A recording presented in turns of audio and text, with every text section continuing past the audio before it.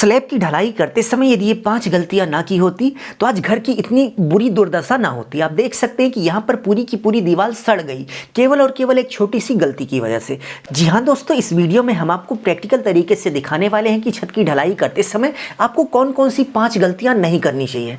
यदि आप गलती करोगे तो आप ये मान के चलिए कि आपको बारिश के मौसम में बहुत ही ज़्यादा पछतावा होगा और आप ये सोचेंगे कि काश उसी समय ये काम करा लिया होता तो आज घर की इतनी बुरी दुर्दशा ना होती। प्लीज़ पूरा वीडियो देखिएगा और स्लैब ढलाई करते समय ये गलतियां भूल कर भी मत करिएगा।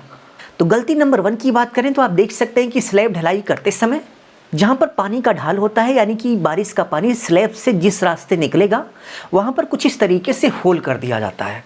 और होल करने के बाद यदि आप उसी समय यहाँ पर पाइप नहीं लगाओगे तो आप देख सकते हैं कि ऊपर से लेकर नीचे तक पूरी की पूरी दीवार यहाँ पर सड़ गई है। और दीवार के रास्ते जहाँ जहाँ पर भी पानी आएगा वहाँ पर कुछ इस तरीके से काई जम जाएगी।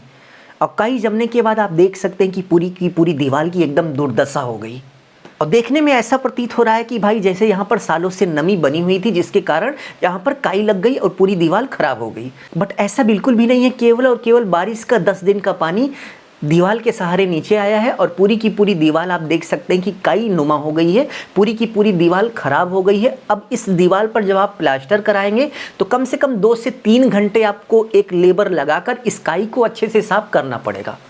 और यही नहीं, यदि आप उस तरफ देखेंगे तो उस तरफ भी दीवार में सीलन आ गई होगी। तो ये गलती आपको बिल्कुल भी नहीं करनी है। आप देख सकते हैं कि भाई कितनी दुर्दशा इस दीवार की हुई है। तो यदि आप चाहते हैं कि आपकी दीवार सुरक्षित रहे, आपके दीवार में सीलन ना आए और इसके साथ साथ स्लैब में भी सीलन ना आए, तो उस सिचुएशन में आप जैसे ही स्लैब की ढलाई कराइएगा उसी के 2-3 दिन बाद जहाँ पर पानी निकलने का आपने रास्ता बनाया होगा उस होल में आप पाइप लगा दीजिएगा। सेकेंड पॉइंट की बात करें तो ये भी सीलन से रिलेटेड है। स्लैब ढलाई होने के दूसरे दिन आपको कुछ इस तरीके से स्लैब के चारों तरफ 1 ईंट की बाउंड्री बना देनी है। यदि आप 1 ईंट की बाउंड्री बनाएंगे तो जहाँ से पानी निकलना है उसी स्थान से पानी निकलेगा। और यदि आप बाउंड्री नहीं बनाएंगे तो आप देख सकते हैं कि आपके स्लैब में कहीं से भी पानी निकलना स्टार्ट हो जाएगा। और जिसका दुष्परिणाम ये होगा कि आप देख सकते हैं कि पूरे स्लैब में जगह जगह पर सीलन आना शुरू हो गया है। जगह जगह पे आप देख सकते हैं कि कई जगह से यहाँ पानी निकलना स्टार्ट हुआ है और जहाँ से भी निकल रहा है वहाँ पर स्लैब में सीलन आ गई है। अब सीलन आने से क्या होगा कि अंदर की जो स्टील होगी वो धीरे धीरे जंग लग जाएगा और ख़राब होना स्टार्ट हो जाएगी।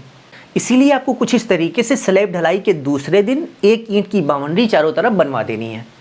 थर्ड पॉइंट की बात करें तो आप देख सकते हैं कि स्लैब ढलाई करते समय कुछ इस तरीके से एक पॉलीथीन का इस्तेमाल होता है जो कि सही अब प्रेजेंट टाइम में नहीं करना चाहिए, लेकिन बहुत सारे लोग करते हैं।